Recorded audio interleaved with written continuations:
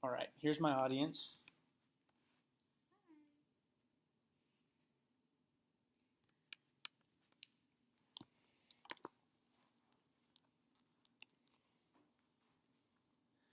More enduringly than any other sport, wrestling teaches self-control and pride. Some have wrestled with great skill, but none have wrestled without pride.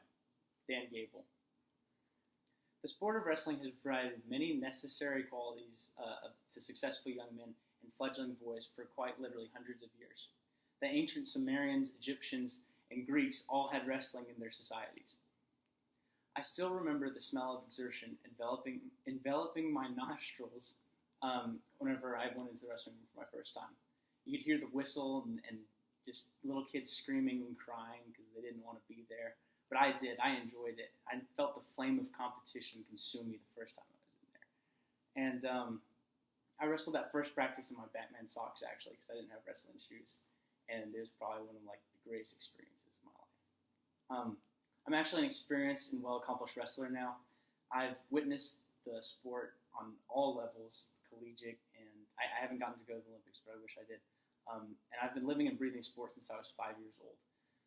The time I've put in has helped me, and these lessons should be fully available to all equally. This leads to the necessity for female wrestling. Today, I would like to persuade you as to why this is important and necessary in such a time when schools are encountering budget cuts by showing you the problem and its causes and how it can be solved. Young women do not have the same opportunities as young boys do. This is especially true in wrestling. Wrestling shapes lives. I personally have met many wrestlers whose lives have been forged by wrestling. Wrestling has shaped my own personal life.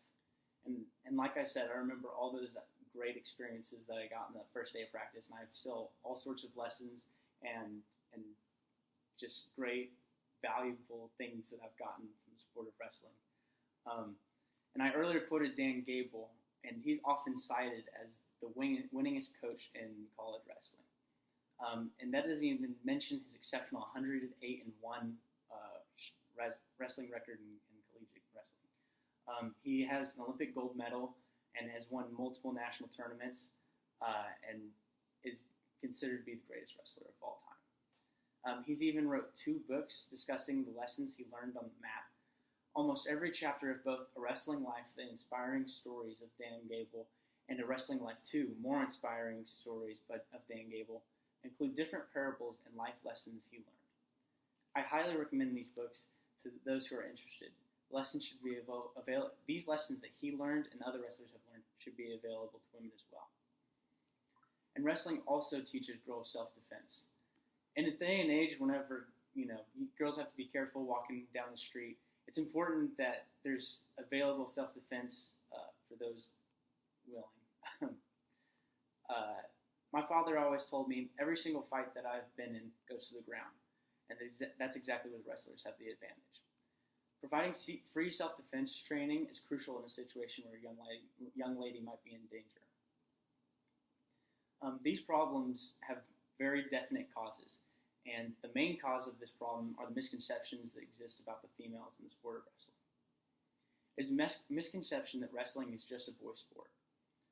I actually have a really close family friend who had to wrestle a girl whenever he was about 8 years old, and he is actually a really solid wrestler, and he just got his butt whooped and ended up throwing up so much he was throwing up out of his nose after the match. And we still make fun of him to this day. But it's a great example of how women can be successful in the sport of wrestling. Sarah K. Fields, author of the book Female Gladiators, Gender Law and Contact Sports in America, states, the cultural discourse of wrestling remained poised to exclude girls through social mechanisms by raising fears that girls might be hurt and their weakness would undermine the integrity of the sport. This points out the common fear that girls would be injured in wrestling. And Helen Maroulis, the first ever American to win an Olympic gold medal in women's freestyle wrestling, in her blog says, I know what the sport did for me mentally, physically, and emotionally, and I believe every girl can benefit from such experiences the sport gives you. The one and only solution is really quite simple. High schools need to add women's wrestling to their list of varsity sports. If females had their own division, the fears amongst the public of women getting hurt would be resolved, and there might even be more girls like the aforementioned Maroulis who experience a lot of success in the sport. It would strengthen the sport of wrestling as a whole, and men and women would love to follow and cheer on their favorite teams. This would lead to a more widespread popularity and more opportunities for wrestling. Wrestling continues to be a great sport, and would become even more with the addition of female wrestling.